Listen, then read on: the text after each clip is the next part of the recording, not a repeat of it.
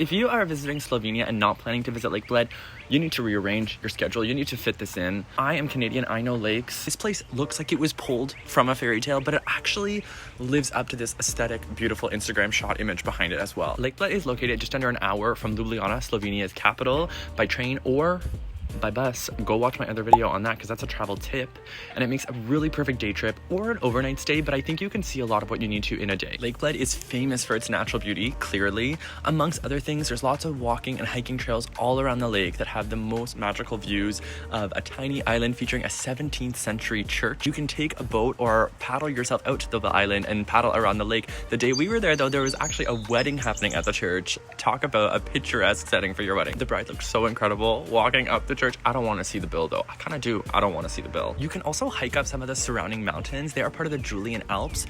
We opted for a chairlift up one to ride this mountain coaster, which was surprisingly so much fun. More on that in another video. There's even incredible food at Lake Bled, and food you can only get at Lake Bled. It definitely was on the pricier side from what we could find. We searched around a little bit and everything seemed to be a little bit on the pricier side just because of the location. But you can even try kremsnica, which is the famous Lake Bled cream cake. This was invented in Lake Bled and only made here in Lake Bled, and during the tourism season they sell over 500,000 slices of this. So I guess you gotta come for the cake alone. This was so good, I forgot to take a photo before we devoured it. You can even swim in the lake, and looking out at these views in the crisp water with my friends was such a cherry on top of an already really amazing day trip. So whether you are a hiker or a foodie or a history buff, or you're literally here for the Instagram pics and the natural lighting, Lake Bled is such an iconic day trip that lives up to the hype, and it's a perfect spot to add to your Slovenia itinerary. Let me know in the comments what summer travel plans you have or which ones you are dreaming up.